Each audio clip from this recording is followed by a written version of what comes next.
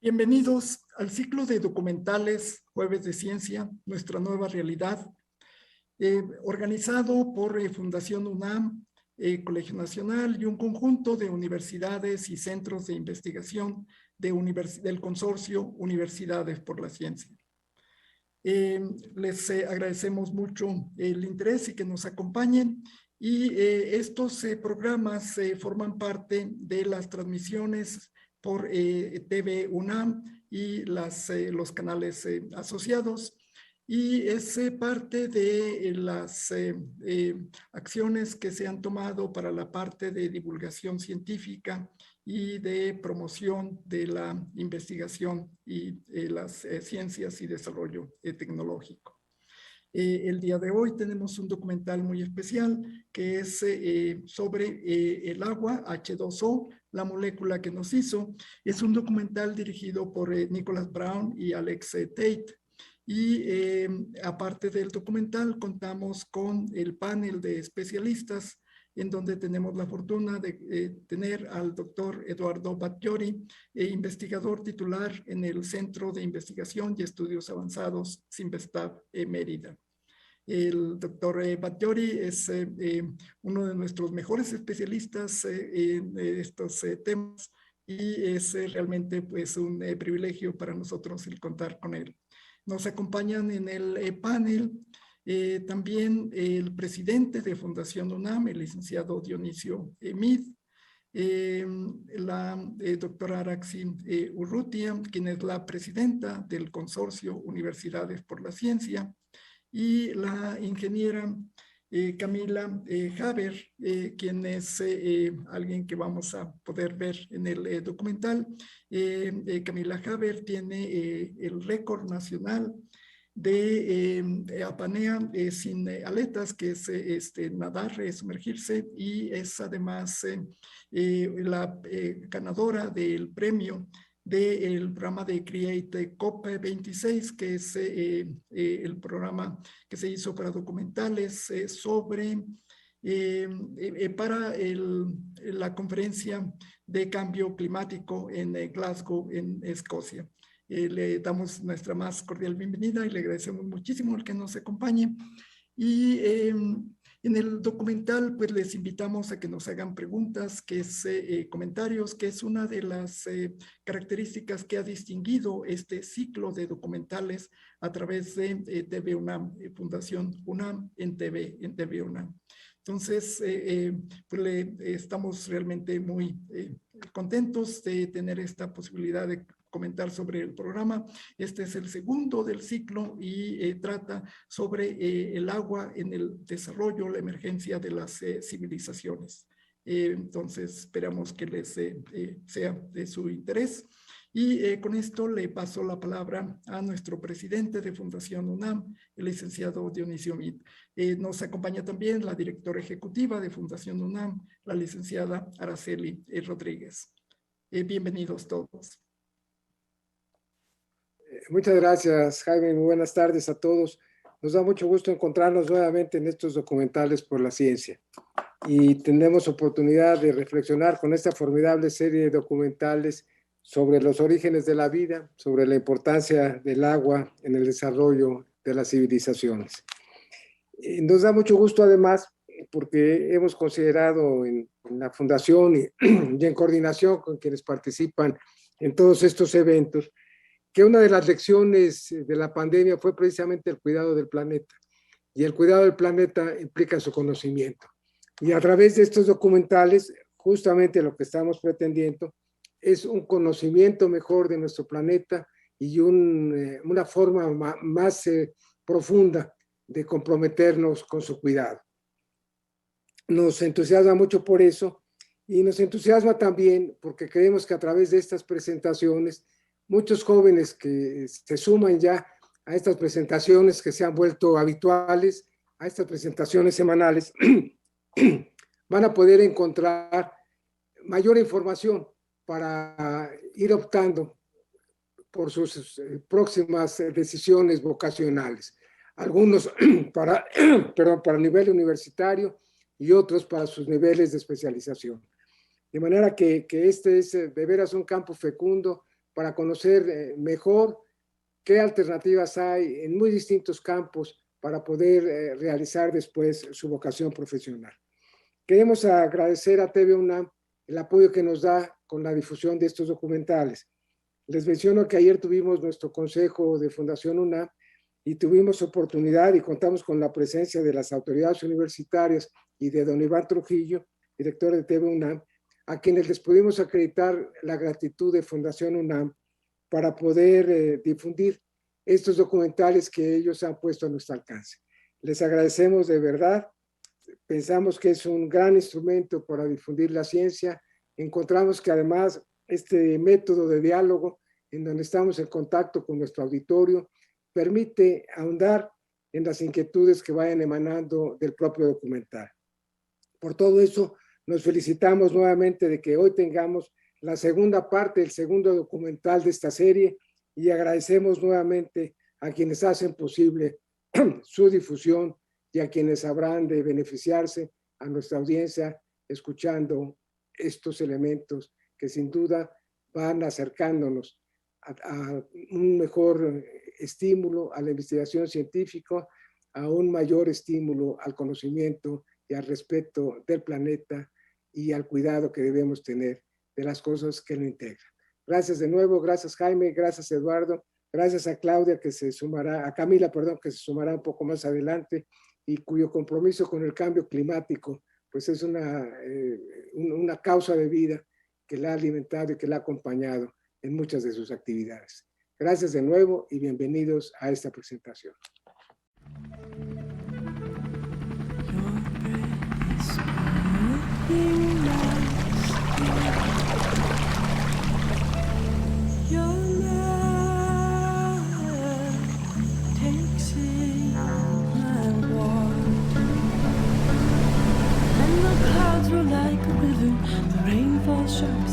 And the oceans tumble over like mist in the night. And my heart is a machine keeping time. And my body is a building scraping at the sky. And water looks like water running. Water looks like water running.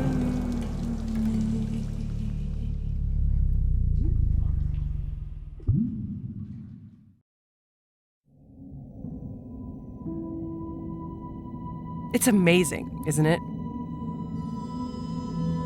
Our blue planet.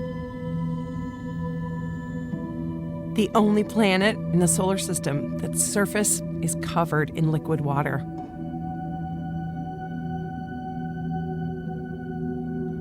But less than 1% of that is fresh water. Drain the salt water away, paint a picture of our freshwater world, and these are the veins that carry the precious lifeblood we all depend on. A liquid with an almost mystical importance to humankind.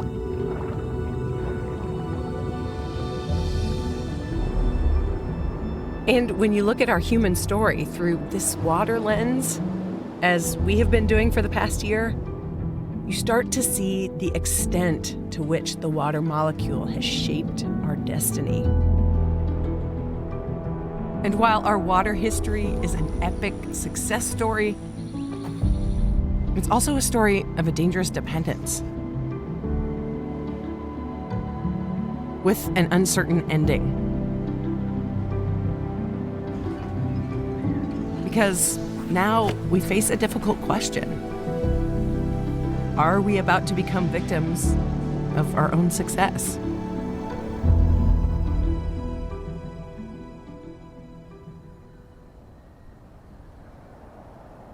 I'm Kelly McEvers, and I'm a radio journalist. For this story, I've been working with a team of filmmakers and scientists, making a podcast-style documentary, digging deep into how water has shaped and is still shaping our civilization today.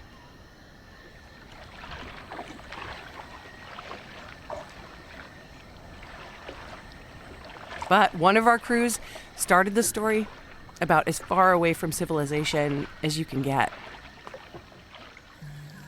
Deep inside Africa's Congo River Basin, on the trail of a new theory that might explain a critical moment in human evolution. And that theory is all about water.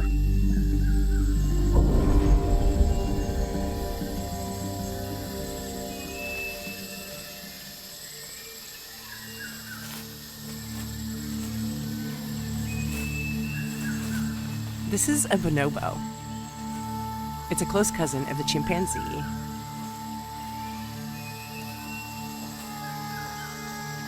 You can only find them here in the Congo, and they have this unlikely relationship to water. This rare behavior that gives us a glimpse at how we humans might have taken our very first steps.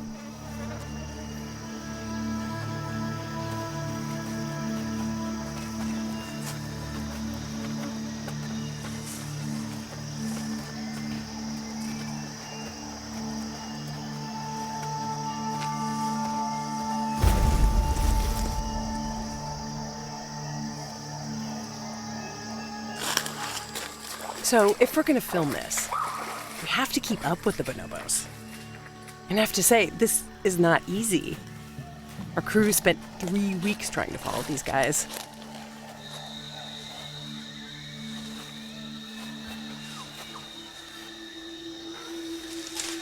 And following Professor Richard Wrangham.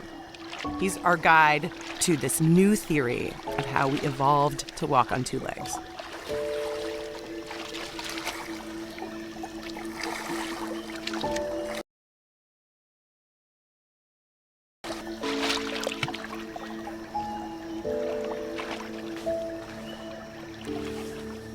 And here we are.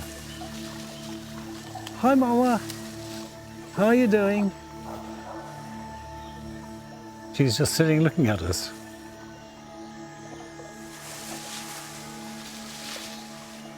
She's just fascinated. What's this guy doing wading in my pond?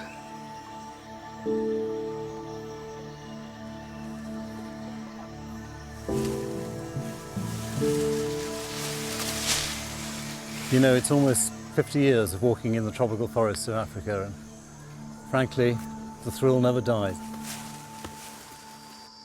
Richard told us that the story of our first steps has always been a hotly debated subject. Because up until now, no one can agree how we came to make this move onto two legs. Or, in Richard's words, bipedalism. Which is very frustrating, because this is, in many ways, the defining characteristic of the hominin line, the line that led from the rainforest ape to where we are today. The generally accepted thinking is that we left the trees and slowly started to walk out onto the savanna. But it's never been exactly clear how that would have worked. In the initial phases of bipedalism, it would have been hopelessly inefficient. That is why we're here. To see an energy-efficient way that our tree-dwelling ancestors walked out onto land some 6 million years ago.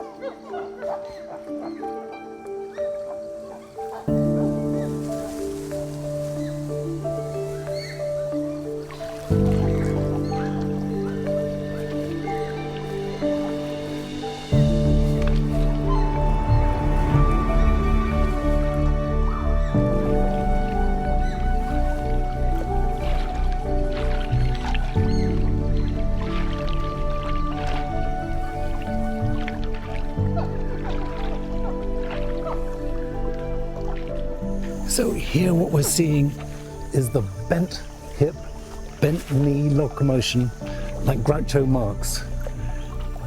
You can see her whole body swiveling as she walks. Walking like this can be very tiring on land, but it's easy for getting food in water.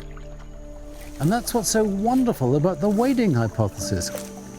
In the water, you're buoyed up so that the physical stresses are much less. This is a wonderfully ecological argument for how we became bipedal. That's what we come from, a water-walking, wading ape. A water-walking ape might be the missing piece in the puzzle. And some people go even further, linking water origins to other human attributes, like why we sweat or why we lost the hair that covered our bodies, even the size of our brains. Clearly, for Richard, water was instrumental in the evolution of our uniquely human style of walking. And it's this kind of thinking that kept coming up with all the experts we met. A rethinking of the role of the water molecule in our human story.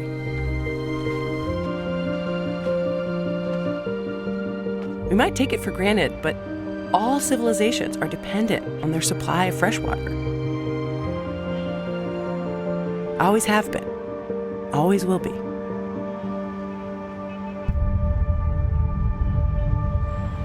Of all the experts, for me, water economist Giulio Boccaletti really spelled out how this dependence on water has shaped the world around us. It's Giulio's first time here. It is. First time in Cairo. It's exciting. It's just an enormous place with a lot of people, all of them living off one river. Giulio has spent his adult life trying to convince governments that water scarcity is humanity's biggest threat. He famously calculated that 10 years from now, we will need 40% more fresh water than we will be able to supply. Not just here in Cairo, everywhere. Egypt, in many ways, is a model for the world. And its management of this one stream of water is essential to the survival of this civilization. And it's true now as it was true 5,000 years ago.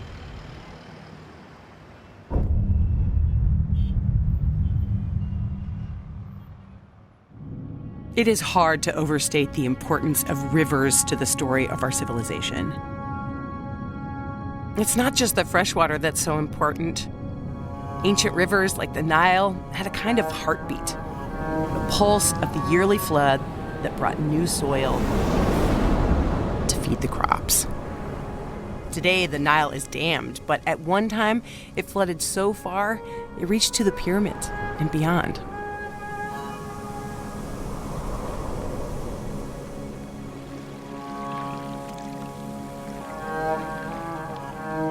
The waters engulfed areas by up to 40 times the size of the river. When it receded, it left behind a carpet of fertile soil that fed the world's first great civilization.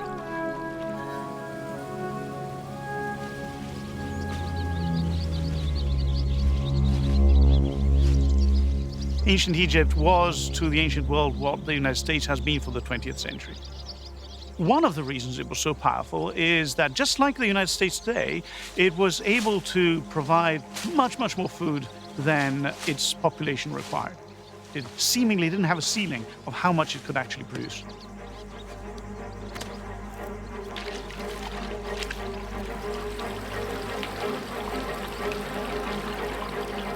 And all this food production was the beginning of our addiction to the molecule. The beginning of a dangerous dependence that made us vulnerable. Giulio is adamant, when it comes to a water crisis, we have been here before.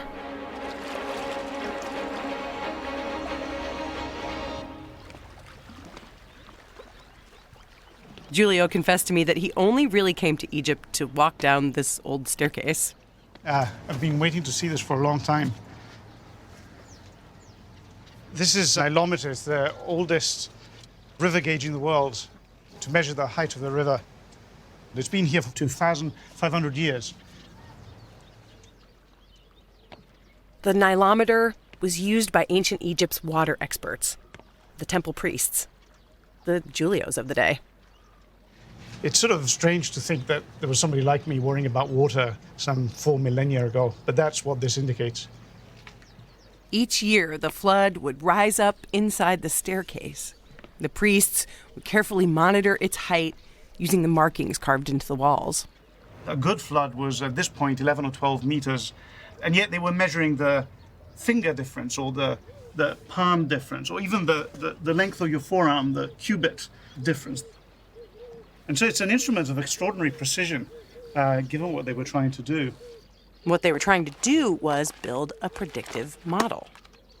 This is from ancient Egypt's oldest surviving text, and it is all about water and harvests. You can see here, you have 3 cubits, or 3 forearms. 1, 2, 3, 4, 5, 6. 6 palms, and then 2 fingers. So here they were recording the height of 1 year's floods. By looking into the past, the priests could see into the future. And that was key because the success of this instrument as an instrument of prediction depended on having long records.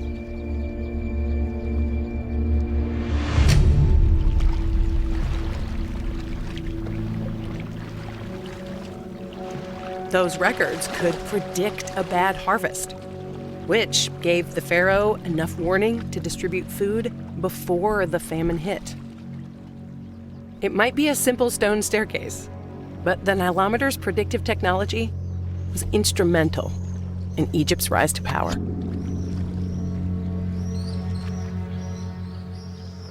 This civilization lasted for 3 millennia, far longer than our Western civilization. And I'm sure that there were times when they were convinced that they would last forever, and they didn't. Something went wrong. A water crisis caught up with the pharaohs, and they lost control. This is the last hieroglyph ever inscribed anywhere in the Egyptian world, and it's defaced. A last gasp of a civilization that crashed and burned. An entire civilization ends here. You know, this is the last sign that the Egyptians left us.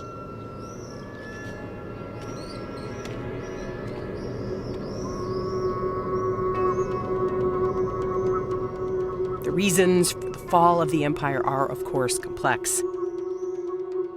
But Giulio told me about some surprising new research that compares ice core data from the Arctic with the ancient Egyptian Nilometer records. And there's a direct match between global weather events at the time, the failure of floodwaters in the Nile, and the successive collapse of dynasties in ancient Egypt. It happened time and again, culminating with the fall of Cleopatra. There were at least 2 very severe droughts at the end of the Egyptian kingdom during the last reign of Cleopatra. The droughts persisted for much longer than expected. And then there will be strife, there will be problems, and the power of the state will be severely weakened. And that's what happened over and over again during the course of Egyptian history. And in a way, that's what we face today as well. We too are vulnerable to changes in the climate. This is what Giulio's day job is all about. And he wants to warn us that water scarcity can still lead to famine, social unrest, even war.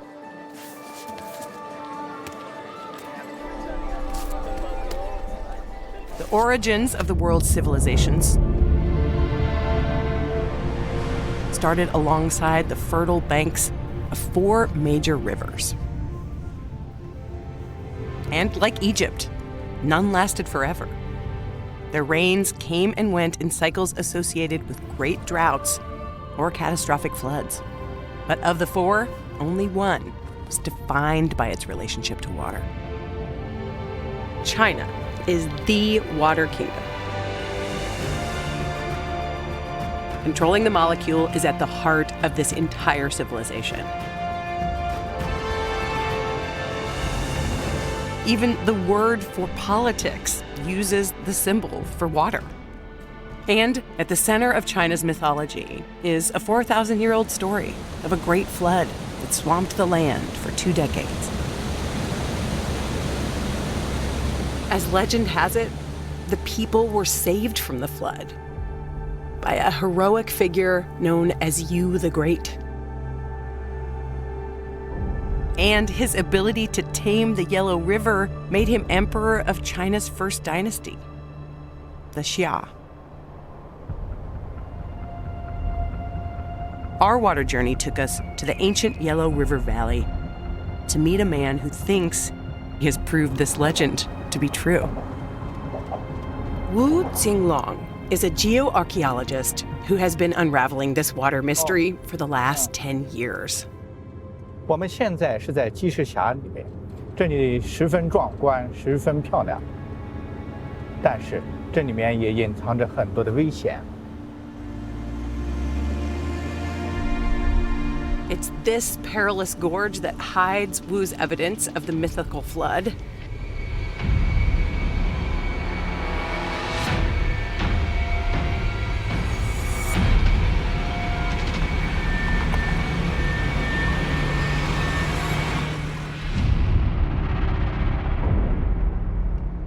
The story begins at an archaeological site called Latia.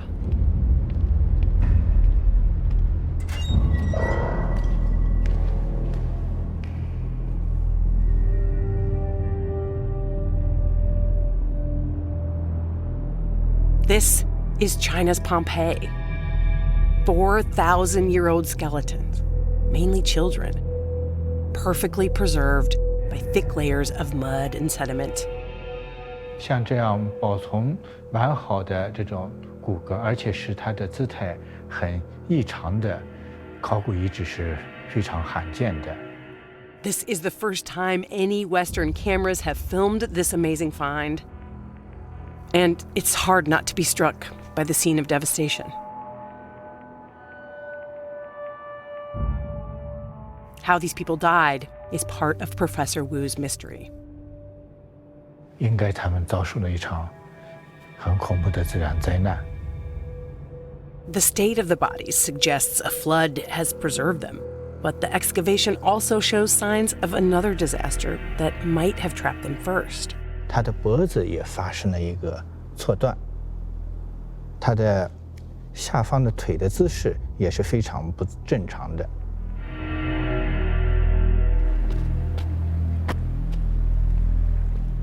Inside Jishi Gorge, Wu began to piece together the gruesome chain of events.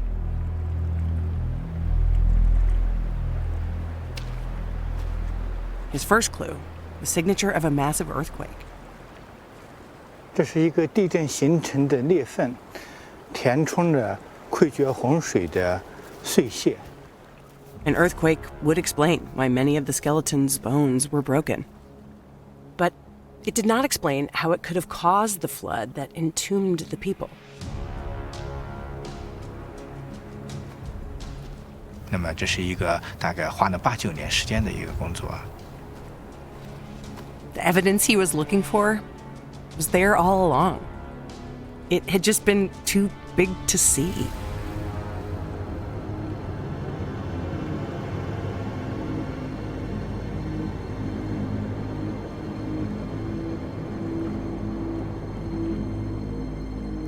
The remains of an ancient landslide, so big it once filled the entire gorge and dammed the river behind it. Wu worked out how over 9 months the river rose up behind the dam, 600 feet of water building up until the pressure got too much.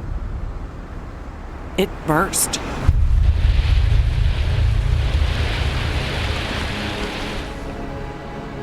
The Great Flood was real. 比黄河上历史时期最大的洪水还要大上10倍。 A cataclysmic water event that changed the course of China's history and seeped into the psyche of an entire culture. And for Professor Wu, it was the culmination of 10 years of work. 我感到非常高兴。为什么？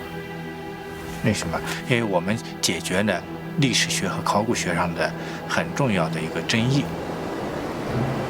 大洪洪水的传说是既然是真实的，那么雨还有夏朝的传说也应该是真实的。Turns out, China's water obsession was born of real events.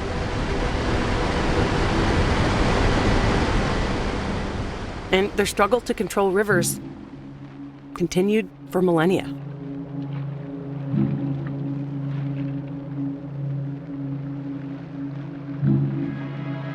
Many of China's rulers were actually trained as water engineers, masterminding more and more ambitious projects to bring the molecule under control.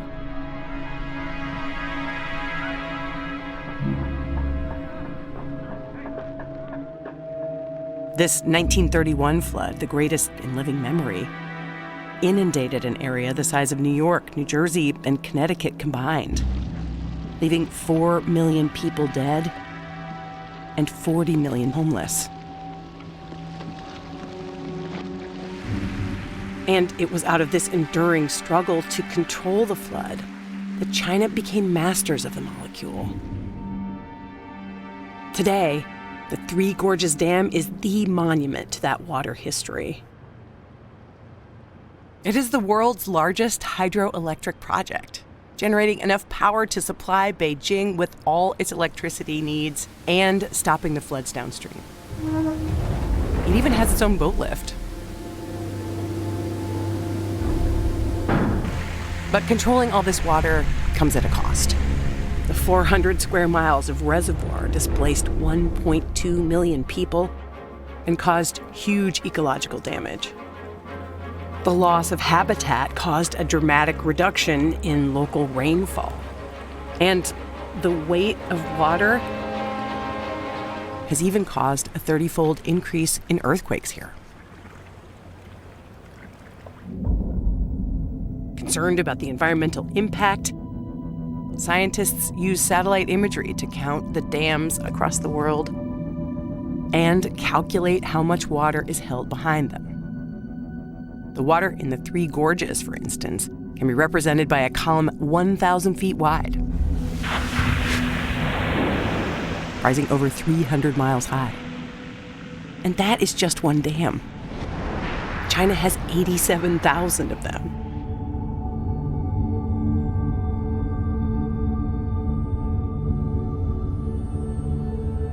And it's not only China. The United States has almost just as many, 84,000 and counting. Today, 2/3 of the world's major rivers no longer have a connection to the sea, endangering fish populations, wetlands, and estuaries. Within 10 years, 93% of all river water will be choked by a dam.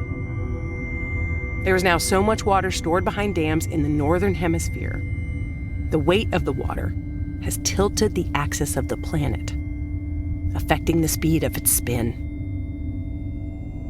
The way we control water is changing the planet.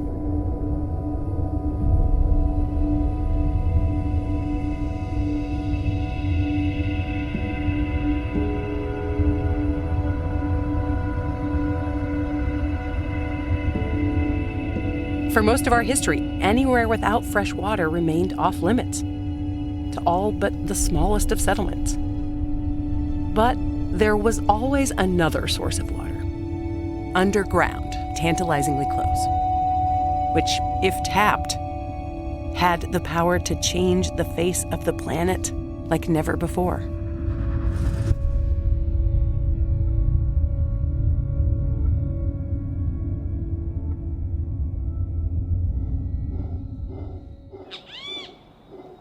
In ancient Mexico, that power of groundwater was connected to the gods. And today, portals to their underground water world still exist.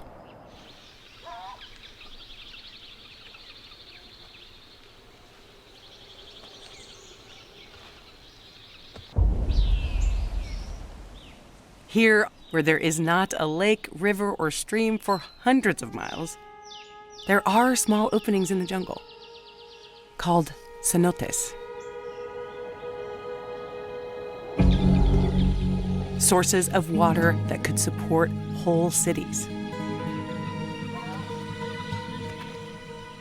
No wonder the Maya attributed a spiritual power to their mysterious underground water source.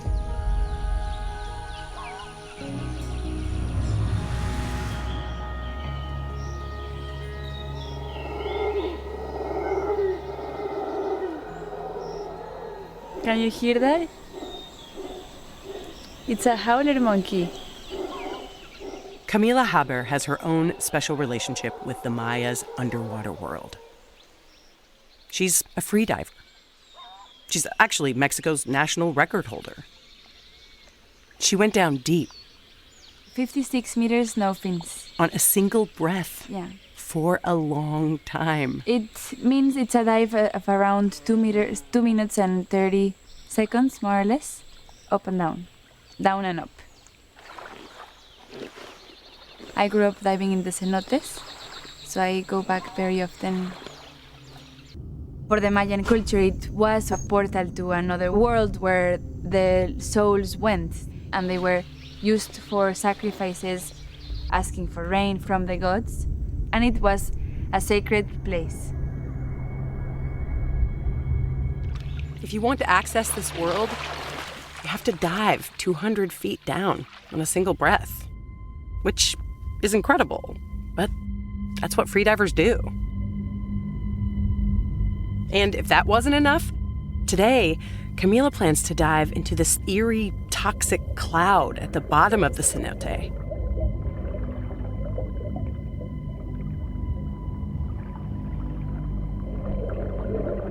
Frankly speaking, this is the most worrying thing we can encounter cave diving. Vincent is accompanying Camila as a safety diver. This is visually beautiful, but it's pretty toxic. It has exactly the same effect as carbon monoxide. So it's not really a good thing to be swimming in for ages. Someone tell that to Camila.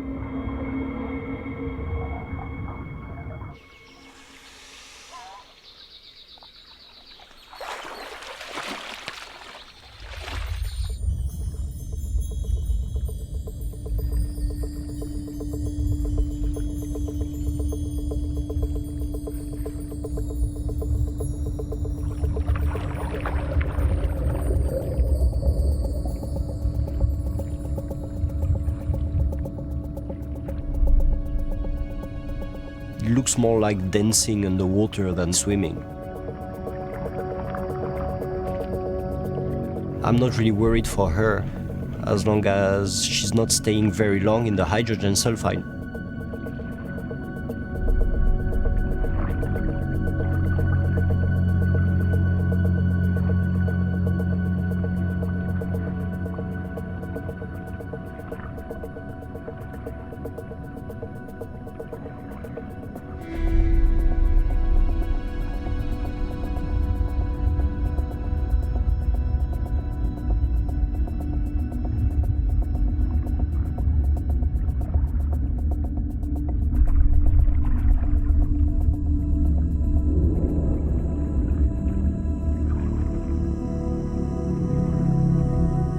Going through the layer, oh my God, this is so weird because it all goes dark. You don't know where you are. It's a very weird feeling because it's just kind of a cloud.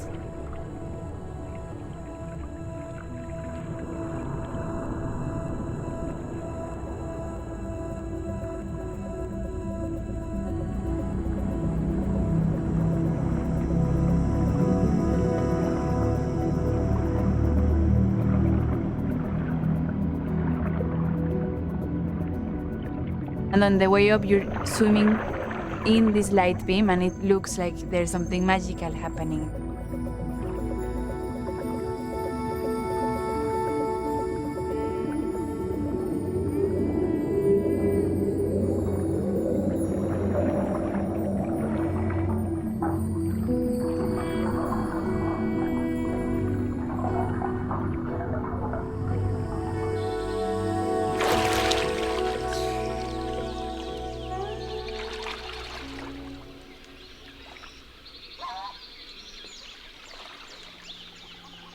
It is not surprising the Maya worshipped these natural wells.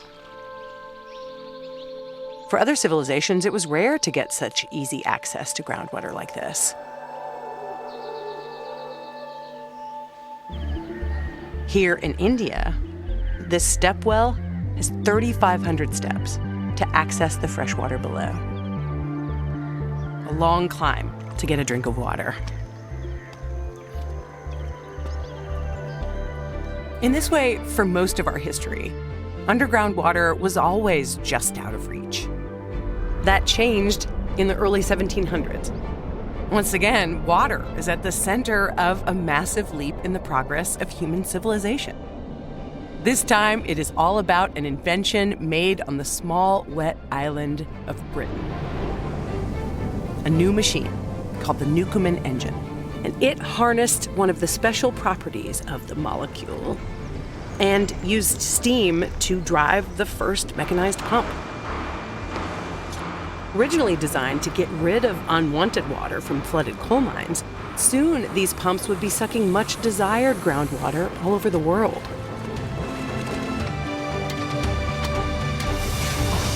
Steam engines powered the Industrial Revolution.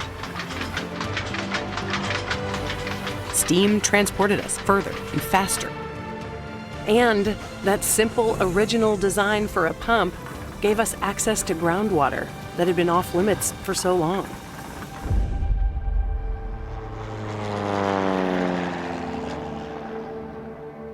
There is no better place to see how that has affected the landscape than here in Arizona. We headed 60 miles east of Phoenix into the desert to see 21st century pumps at work on an unimaginable scale. If you just saw this from space and you had no idea about what we do, you'd have a hard time figuring out what this was. Each one of these circles is watered by a center pivot irrigator. Taps into underground reservoirs that seeped into the earth over tens of thousands of years. Until we reach them with our really long straws. They're just perfect circle in the middle of nowhere, in the desert. All because we have learned how to tap water deep underground. Sanjan is convinced we have been building a debt here that we will soon have to repay. And he took us to investigate the extent of our thirst for underground water.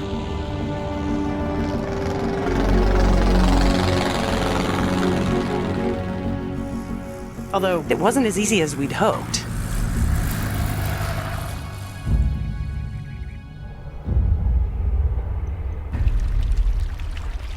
You would think filming a farming operation wouldn't be that hard, but we called over 50 farms and asked to film on their land. Not one of them said yes, especially if we were going to mention groundwater. You couldn't get near this stuff. Well, it actually says private property right here, no trespassing. So we resorted to filming from the side of the road. You had to film it with a drone, I had to stand on the edge, and I had to look across a fence. Don't lose this thing. And you think, my God, we've gone around the world and we've filmed all sorts of things that are really sensitive, like giant oil rigs or nuclear facilities, and it wasn't this hard. I mean, it's a piece of farm equipment. It's not national security, for God's sake. It's a piece of farm equipment, and no one wants to talk to you about it. That tells you there's something going on. There's nothing illegal going on here, but there is an issue. With each of these pumps pulling water out of the ground at up to 3,000 gallons per hour, that is much faster than rainfall replenishes it. The aquifer can only last so long. Kind of amazing. And look at this water. Just gushing out. It's cold. Because it's coming from deep, deep under the earth. The last time that water was on the surface, there were mammoths walking around here. That's crazy. It's certainly not the most sustainable way of using water. It might not even be the most efficient way of using water, but it's the fastest way of using water. And it's hidden water, it's secret water, it's water that, frankly, not a lot of people want to even talk about it. Not to us, anyway. And the reason for all the secrecy, it's a sensitivity about whose water it is and how long it'll last. Growing alfalfa is worth $500 million per year in Arizona alone. That's just been mowed. So that's the alfalfa, what's left of it, that they've now baled. As long as you own the land, you don't pay for the water underground. And while that lasts, no one wants to limit the amount of water they can pump because it means they'll make less money. Thousands of farms in America are pumping water in this way. But this farm introduced me to one of the most surprising parts of our water story. Sanjin took us here to show us how far some will go to get as close as possible to a water source. Look at this. It's incredible infrastructure. I mean, it's spectacularly built. Clearly much more money than any of the other farms we've driven by. I've never seen that kind of infrastructure just to get into a farm with a big, big gate. And it looks like a high secure facility. Why don't we see if we can get to the very edge of this farm and we can just stop there and take a look. Because they're sure not going to let us in there. Places like this show us a new way that countries are tapping into each other's water. And it's actually owned by a Saudi Arabian company. And you think, why is Saudi Arabia in the middle of Arizona? So, what's going on? When you think of the Arabian Peninsula, you think of oil. But when the Saudis started drilling for oil back in the 1970s, they also found huge reserves of groundwater, enough to fill Lake Erie. It led to an explosion of center pivot farms, so big you could see them from space.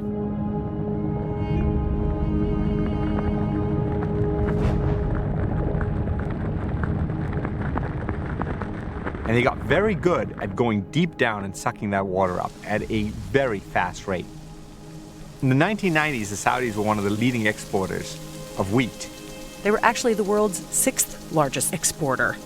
But that didn't last long. By 2012, in just 20 years, 80% of their aquifer had been pumped dry. Almost overnight, they were importing as much wheat as they used to export. They looked around the world and said, where can we grow crops where there is a steady supply of water, where people haven't really caught on to it? And guess what? They found it right here in Arizona. And I think that's just sort of this astonishing story. What's really astonishing is the extent to which we are all doing this. The Saudis aren't the only ones tapping into the water of other countries. In fact, it's going on so much that we're creating a new flow of water around the planet, one that is not in the form you might expect.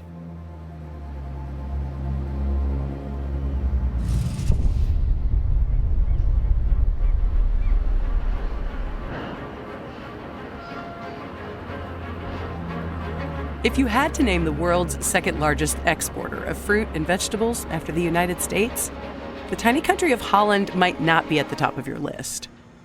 But last year alone, their exports were worth $100 billion. Since medieval times, the Dutch have been the water experts. And they're still leading by example today. They recently committed to sustainable agriculture, and since the year 2000, many farmers have reduced their dependence on water by 90%. Much of their success lies inside vast arrays of climate-controlled greenhouses. We ventured inside with water scientist Arjun Hoekstra, and we were blown away by what we saw. Wow.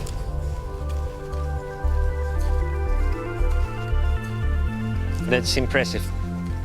See all the seedlings, young tomato plants, hundreds of thousands of those seedlings are growing here. Outside it's nearly freezing, and here inside it's quite hot here actually, I must say. But it's everything climate controlled to create the perfect conditions for growth. When you talk to someone like Arjun, you realize he is fascinated by, actually obsessed with, our use of water and its impact around the world.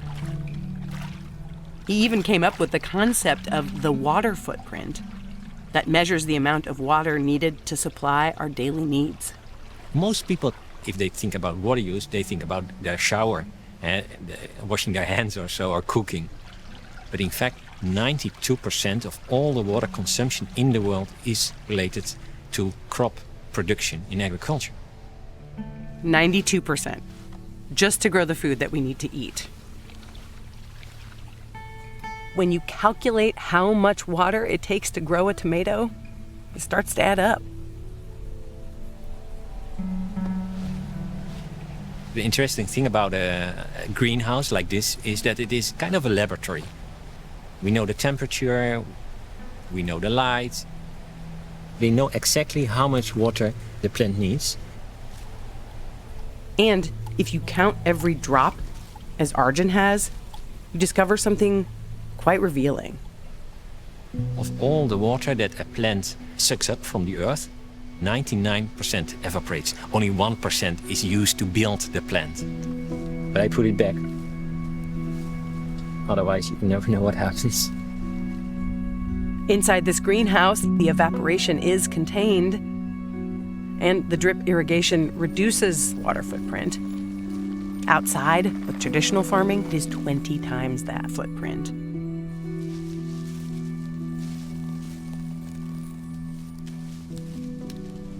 Worldwide, the average is 200 liters of water for 1 kilogram of tomatoes. It takes 26 gallons of water to grow a pound of tomatoes.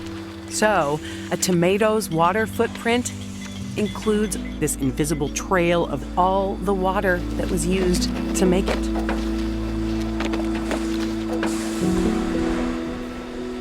This trail of water, Arjun calls virtual water.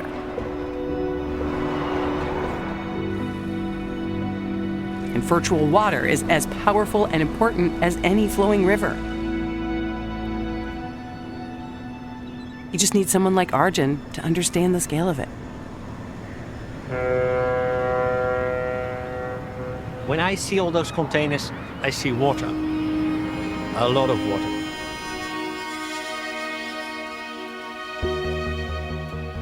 If a single container ship were filled with tomatoes, and it takes 26 gallons of water to grow a pound of tomatoes, a whole ship like this has a water footprint of over 2 billion gallons of virtual water. That means a container ship filled with green coffee beans, for example, has a trail of over 400 billion gallons of virtual water. Each boat has a satellite tracker, and mapped from space, you really get to see the scale of this new flow of virtual water around the planet. Their paths form giant virtual rivers. Going through the Suez Canal, there is 3 times more virtual water than real water is flowing over Niagara Falls. Water is a global resource. And if you don't have the water in a country, you can rely on water elsewhere. This is how Saudi Arabia taps aquifers in America and causes a virtual water flow from Arizona to Jeddah. Saudi Arabia, 66% of their total water use is outside the country. With Europe, it's 44%, and the United States, it's 20%. In other words, this is a global dependency. This flow of virtual water is humanity's latest innovation to harness fresh water. Our addiction to the molecule appears to have no limit. But there is a dark side to virtual water because it pushes the consequences of our thirst for water out of sight and out of mind. Like our desire for cheap jeans and t-shirts, which sucks a virtual water flow from countries far away. Take the RLC as an example. In Uzbekistan, once the 4th largest lake in the world. But the rivers that flowed into the RLC were diverted to irrigate cotton fields. The cotton is for export to other parts of the world, and the rivers don't end up in the sea anymore. The RLC is disappearing. In just 30 years, the RLC was drained to a desert by the suck of virtual water used to grow cotton. is a huge environmental disaster, and that is directly related to that export of cotton.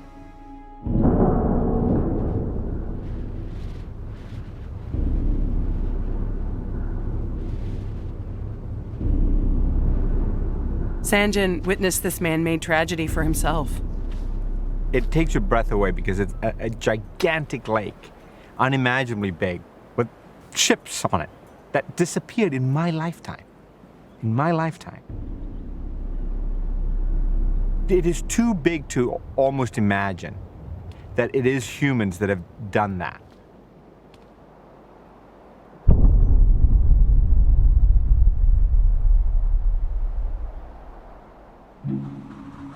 For Sanjan, the Aral Sea is just one of many signs. The cracks in the system are everywhere.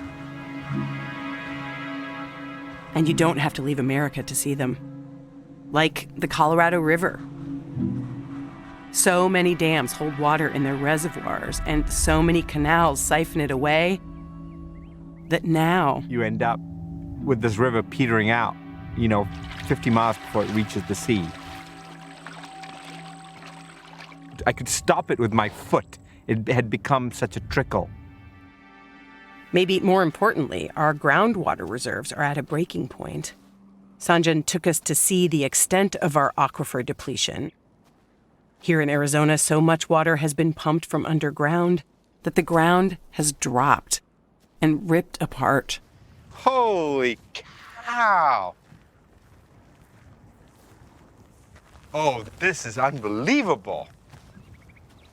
I mean, this is like a canyon opening up at my feet. That's a crack. I mean, that's a proper crack in the earth. Even further cracks down there. Be careful. This is all ready to go. Whoa! Barn owl! Oh, I'm so sorry. That's kind of amazing, right? Because like nature's found a way to use this little bit of geology. There's barn owls nesting here. That's the white that I'm seeing here. This is ridiculous. It definitely feels like that crack in the wall of your foundations. It's not just Arizona. The ground is sinking in California, New Orleans, Mexico City, Saudi Arabia, Bangkok. It's a sign. Shanghai. It's an absolute sign. Tokyo. That you're running out. Cracks in the desert, sinking cities. Just a few more of the signs that today our demands on fresh water are outstripping supplies. It's a global problem. One that none of us should feel immune to. And believe me, I'm not above any of this. If we don't take care of water in a sustainable fashion, it'll be the first environmental tipping point that will bite humans the hardest. I'm sure of it. You go around the world looking at places in which people have found ways to reverse ecological trends and come up with things. And I think that, I still believe in human ingenuity. And that does seem to be the question. Can our ingenuity design a new water future like we've done over and over throughout history? As we saw in Holland, we can engineer ways of saving water. But high-tech solutions can only get so big. You cannot start growing wheat or rice in those kind of greenhouses because the amount we consume is so huge that it would become much too expensive. For Arjun, it is about a new appreciation of the preciousness of water. And for Giulio, it's just that simple. All of these problems are manageable, ultimately, but they certainly won't be managed. We pretend everything can be solved through technology. It looks like we no longer take our water management seriously enough. We just don't value it like we used to. And that's the real risk here. If we believe that we don't actually have to worry because somebody will take care of it, well, that's when the biggest problems arise. Just like in ancient Egypt, today's temple priests, the scientists, like Giulio, are warning us of a looming crisis. And I'm afraid nobody's listening. If we don't listen, our dependence on water, this molecule that made us, will be the reason for our undoing. For me, this is a wake-up call to start thinking beyond the tap and find that deep connection to the molecule that is inside of us all. Because if the next chapter in our water story is going to be one we survive, our next step will need to be our greatest.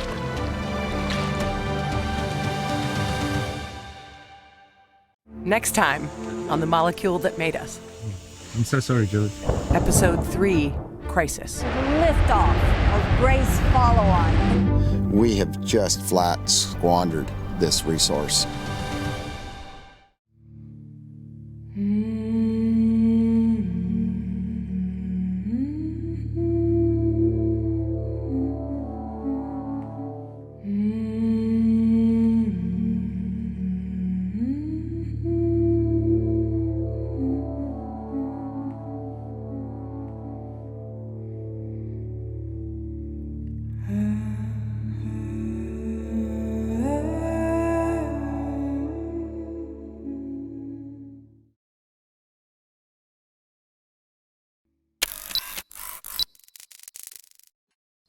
Hola, ¿qué tal? Muchas gracias a todos los que nos están acompañando en esta tarde. Es el segundo documental de la serie de 3 capítulos acerca del agua.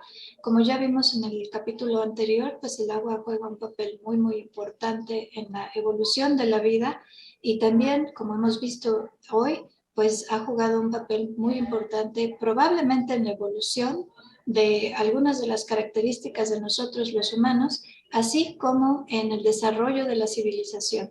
Entonces, tenemos el gran placer de tener con nosotros al doctor Eduardo Batllori del CINVESTAB en Mérida. Él es un experto en sistemas hidrológicos y es un experto en los aspectos sociales del uso del agua. Y bueno, ha también tenido un desempeño en el gobierno, precisamente como secretario del Medio Ambiente en el estado de Yucatán.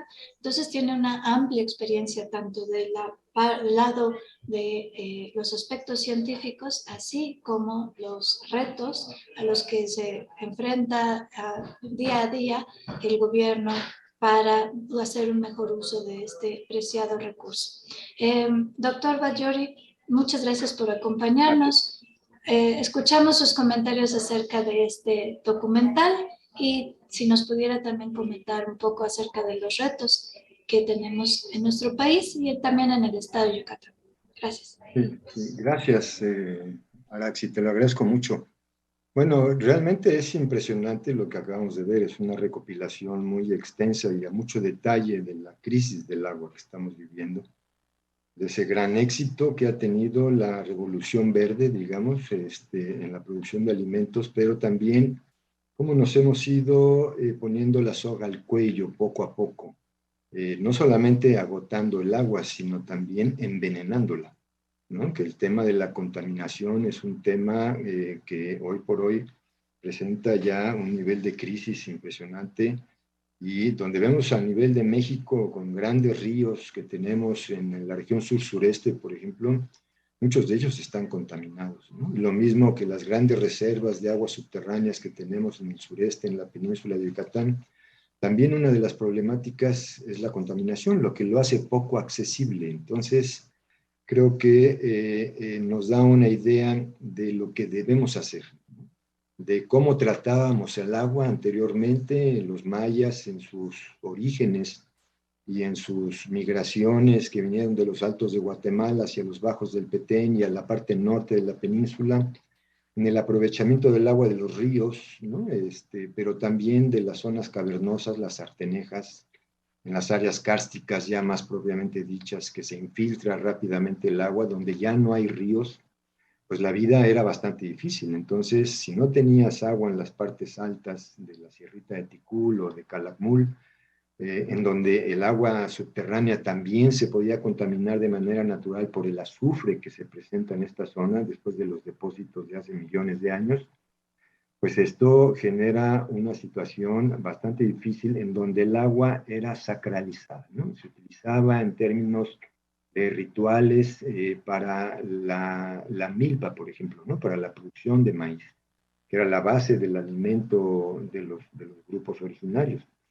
Y así de esa manera en las partes altas teníamos los chultunes, ¿no? Que era la forma en que se obtenía agua de la lluvia en esas áreas tan difíciles con aguas subterráneas muy profundas. Los chultunes fueron los instrumentos para poder captar esta agua y cuidarla, o en las áreas también de los arroyos entre cerros y valles, ¿no? Se formaban aguadas, y en esas aguadas también se hacían unas cisternas para guardar el agua para los tiempos de secas, ¿no?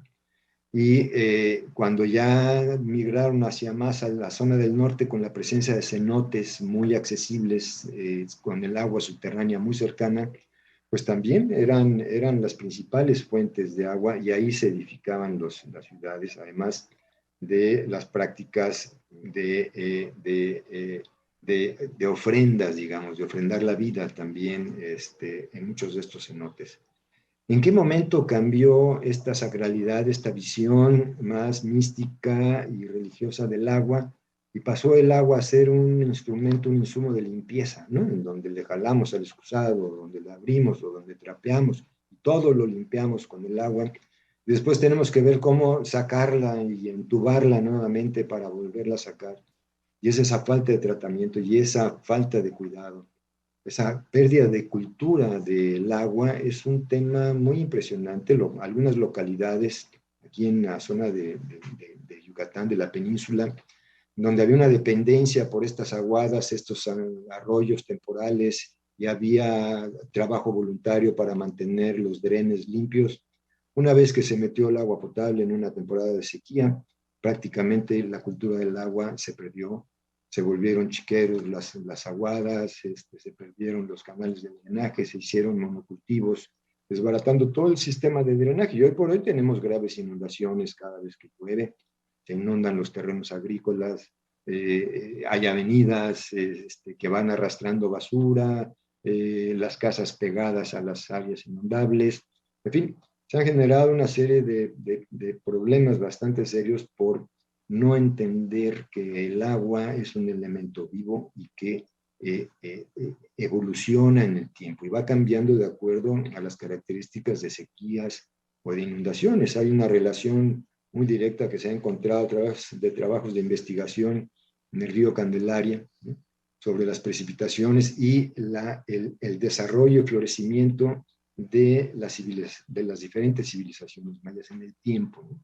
Entonces, mientras se mantenía en cierto rango esta variabilidad, las civilizaciones florecían, pero cuando había fluctuaciones muy amplias, venían los desastres y venían las guerras y todo una crisis importante. Entonces, hoy por hoy enfrentamos también el tema de cambio climático, ¿no? Y estamos sacando agua y utilizando agua para la producción de alimentos de monocultivos, y estamos perdiendo esta visión del uso múltiple y diversificado de estos ecosistemas que nos brindan.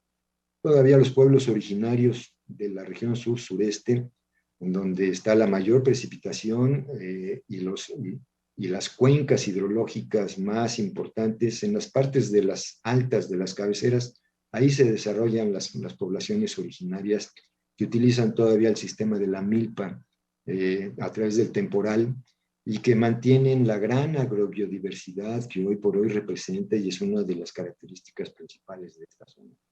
Entonces, necesitamos preservar, pues, no solamente las formas de uso, sino también las características propias de estas selvas en las cuencas altas, y remediar y restaurar enormemente las áreas de las cuencas bajas, en los manglares, en los humedales, que han estado absorbiendo, y este servicio ambiental que nos brindan de depuración de masas de agua se está agotando. Hay un proceso de degradación. Requerimos entonces salvar estos servicios ambientales, entender que dependemos de estos servicios ambientales que nos da el agua, y que los beneficios derivados de su aprovechamiento se distribuyan lo más equitativamente posible entre toda la población. Esas serían, en principio, unas primeras reflexiones que pudiéramos tener, amén de la perspectiva del cambio climático que se avecina con una disminución de la precipitación y disminución de la recarga. Y esto va a tener consecuencias bastante serias para el desarrollo de la región.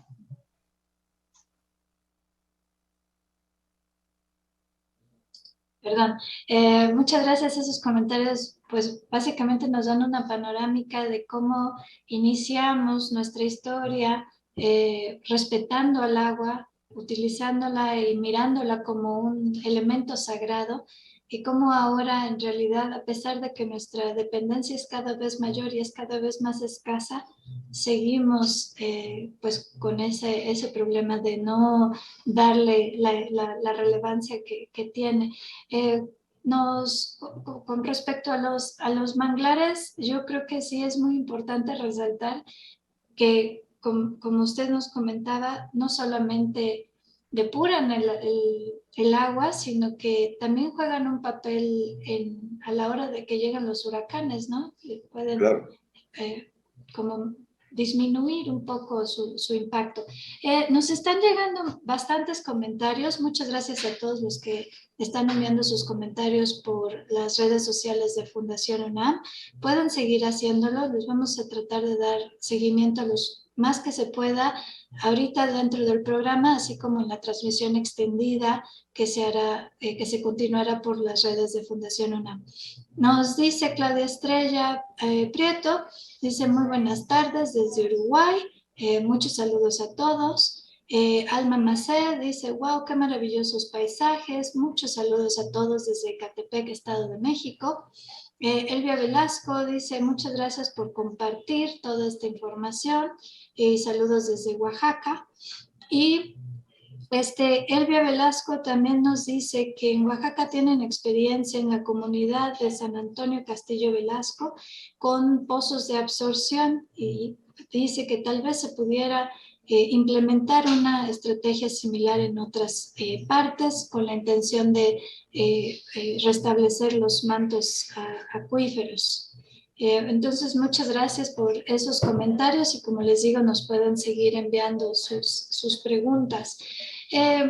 Yo creo que algo que habría que resaltar es qué es lo que va a pasar con el cambio climático y la subida lo que se espera y que ya está sucediendo del nivel del mar. ¿Cómo eso va a afectar pues, a la península en Yucatán, pero también al resto del país?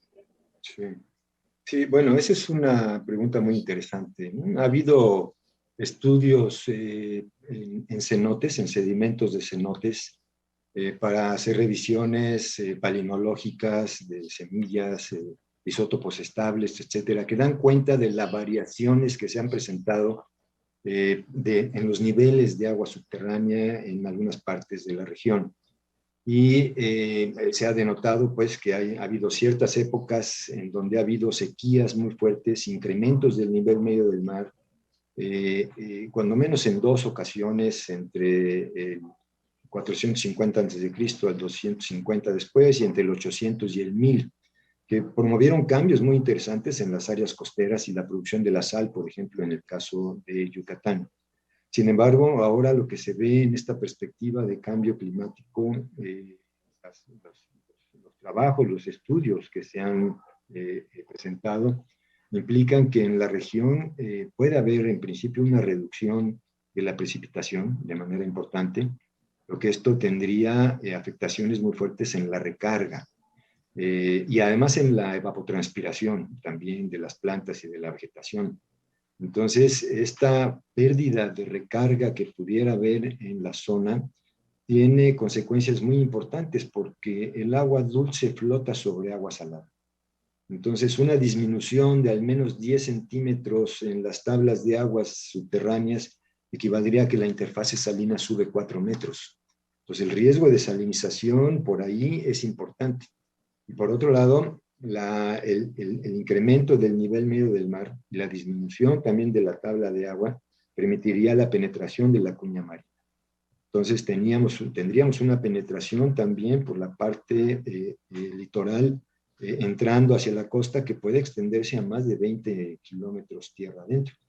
y quedaría solamente un espesor de agua muy limitado para la utilización humana y concentrado en términos de contaminantes y de sales. Entonces, esto tiene implicaciones serias, porque si hoy por hoy la recarga del manto freático, por ejemplo, en la península de Yucatán, es de 24,000 millones de metros cúbicos, la descarga natural comprometida, es decir, esa agua necesaria para mantener la salud de los ecosistemas y la reducción de contaminantes, equivale más o menos el 60%, 17,000 millones de metros cúbicos. Entonces quedan 7,000 millones de metros cúbicos disponibles.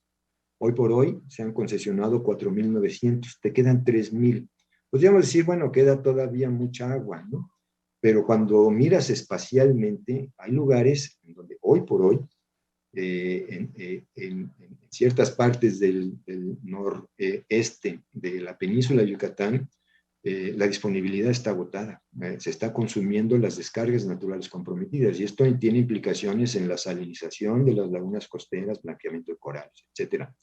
Y lo mismo, si no cuidamos en el transcurso de los próximos 30 años, el crecimiento poblacional que pudiéramos tener, y si las tendencias de uso del agua agrícola, urbana, pecuaria, etcétera, se mantienen, muchas áreas de la península de Yucatán estarían comprometidas, como la zona del anillo de cenotes o la zona sur de Yucatán y la zona de Campeche.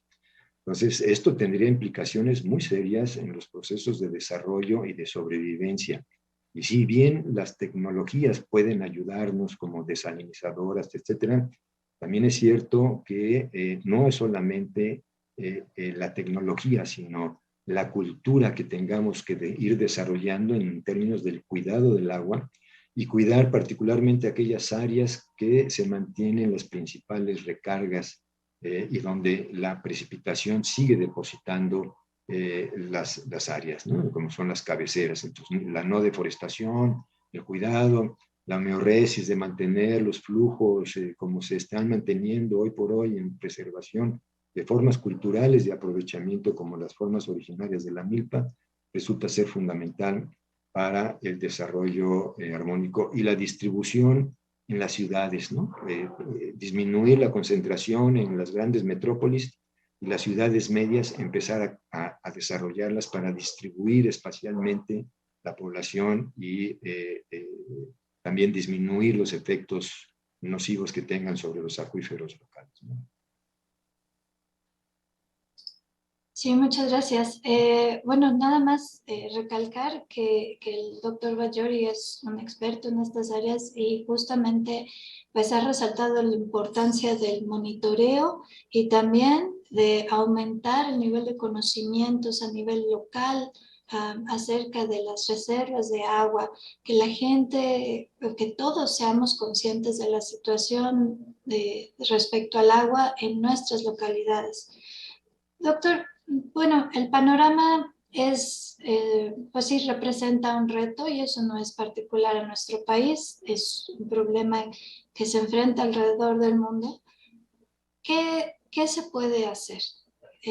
A nivel de política gubernamental, tal vez, pero más, ¿qué es lo que podemos hacer los ciudadanos? Que yo creo que luego a veces nos sentimos un poco como derrotados ante la enormidad del problema. ¿Qué podemos hacer? Bueno, se puede trabajar en diferentes escalas, ¿no? La escala domiciliar es el primero y tal vez uno de los más importantes. El uso y el reuso y el buen uso del agua en la casa, digamos. Si pudiéramos conectar el lavamanos con la taza del excusado para poder aprovechar y darle un doble uso a esa agua, si pudiéramos tener en los biodigestores de salida o en las fosas sépticas un tipo de jardineras que nos permita también limpiar muchísimo más, o humedales, ¿no?, artificiales, darle mejor tratamiento antes de que el agua se vaya a ir. Hoy por hoy, en muchas localidades del interior y en Mérida mismo, por ejemplo, tenemos sumideros prácticamente, ni siquiera fosas sépticas, en el 70% de las viviendas de Mérida, por ejemplo, o en los pueblos del interior, y no digamos solamente en la península de Yucatán, sino en otros lugares. El tratamiento de agua es muy escaso, pues, ¿no? Y entonces estamos virtiendo nuestras aguas contaminadas hacia el subsuelo. y poco hacemos por reusar o reutilizar o hacer un buen manejo del agua en la ducha, en el lavar el patio, etcétera, etcétera. A otro nivel de escala, digamos, deberíamos de ya empezar a trabajar en estas cuencas o microcuencas en las cuales estamos inmersos, ¿no? Y generar procesos de gobernanza donde los usuarios del agua estén presentes y las autoridades, centros de investigación y grupos transversales, es decir, establecer los balances de agua en cada microcuenca, en cada cuenca, para saber cuánta agua podemos disponer y de esta manera garantizar al 2030, al 2050, por ejemplo, el derecho humano al agua. ¿Cuánta agua con el crecimiento poblacional debemos asegurar para que la gente pueda disfrutar de ese derecho al agua?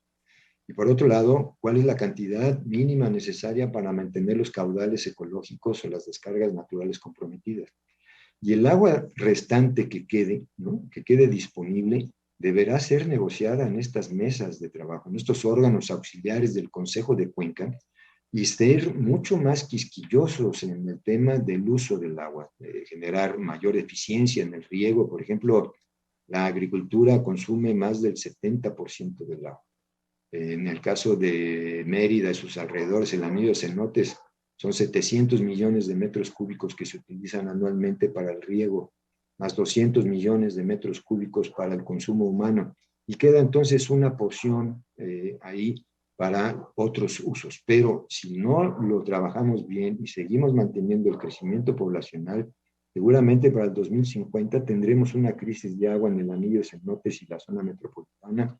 Todo lo que se ha invertido en esta zona va a verse seriamente comprometido. Entonces necesitamos generar esa gobernanza y a su vez más ampliamente a la gran cuenca, ¿no?, el Consejo de Cuenca, que realmente pueda aglutinar las diferentes visiones locales para poder establecer con mayor precisión el derecho humano al agua y el consumo racional de la misma, y cuidando que se le dé un tratamiento adecuado para regresarla lo más limpia posible a nuestro entorno. Hay concentraciones de agroquímicos, por ejemplo, impresionantes, y en mujeres con cáncer uterino y mamario, en su sangre tienen un cóctel de pesticidas, o en la leche materna tienen un cóctel de pesticidas, y esto es por el agua que están sacando de dotación a los municipios. Hay agua que viene contaminada con organoclorados, carbamatos, etcétera, y es lo que la gente está tomando. Entonces, esto es un riesgo enorme en materia de salud, por ejemplo. Nada más en cuanto a esto. Y los otros enfermedades de origen hídrico también se pueden exacerbar, ¿no? Sí, muchas gracias. Bueno, pues llegamos al final de la transmisión por TV UNAM. Como siempre, muchísimas gracias a TV UNAM por compartir estos documentales con todos nosotros y por abrir estos espacios para tener una conversación más a fondo acerca de cómo todos los temas tratados afectan a nuestro país. A nombre de todas las universidades que formamos parte del Consorcio de Universidades por la Ciencia, les agradecemos su presencia y vamos a pasar la palabra al licenciado Dionisio. Les recordamos que esta transmisión termina en TV UNAM, pero continúa en una edición extendida. Continuaremos platicando con el panelista del día de hoy por las redes sociales de Fundación UNAM. Entonces, por favor, síganos acompañando esta tarde. Vamos a seguir platicando sobre el agua. Gracias. Gracias. Muchas gracias, Araxi. Muchas gracias por esta presentación tan interesante y por todos los comentarios que nos has venido haciendo, que pues realmente subrayan la importancia que tiene el agua. Como ya lo habíamos visto en ocasión anterior, hoy lo refuerzan: el agua es vida, pero el agua también es un recurso renovable, es un recurso que hay que cuidar. Y ese recurso puede al mismo tiempo significar vida o puede significar, con su exceso o con su carencia, destrucción. Yo creo que tenemos que cobrar conciencia y yo creo que hay que ver también con optimismo, con cierto optimismo, los años que vienen por delante. Son enormes los riesgos, pero claro, yo ya soy bastante mayor. Cuando era chico, pues nadie hablaba de contaminación ambiental, nadie hablaba del cuidado del planeta, nadie se preocupaba ni siquiera por el cuidado del agua. Era frecuente ver las mangueras afuera de los jardines, pues liberando el agua sin ningún control. Y hoy nadie lo permitiría. Hoy hay una gran conciencia de que detrás del manejo de ese recurso hay vitalidad, hay necesidad de cuidarlo, se sufre mucho cuando hay escasez de agua y batallamos pues contra distintas incongruencias. Nosotros tenemos que bombear el agua para que entre a la ciudad, tenemos que bombearla para sacarla de la ciudad, y yo creo que eso acredita que en las paradojas de las políticas públicas tenemos todavía mucho que hacer. Y yo creo que esa es precisamente la oportunidad que se ofrece a nuestros jóvenes que hoy están viendo este documental y estos, si están escuchando estos comentarios. Hay enormes campos de realización profesional alrededor del manejo del agua, y tiene que ver eso con las inquietudes de las decisiones que habrán de tomar para sus estudios profesionales, para sus posgrados, sus doctorados. De manera que en la medida que esta participación se enriquezca, nos da mucho gusto que sean muchas las preguntas que se presentan. En esa medida sabemos que estamos sembrando también para el futuro gente más responsable, gente más conocedora, mayores investigaciones, mayor conocimiento del planeta y en consecuencia mayor protección de esta casa común que es el planeta Tierra. Gracias a todos, bienvenidos, y contamos con ustedes para la presentación del siguiente documental, la serie 3, el próximo jueves también a las 3 de la tarde. Gracias a todos y muy buenas tardes.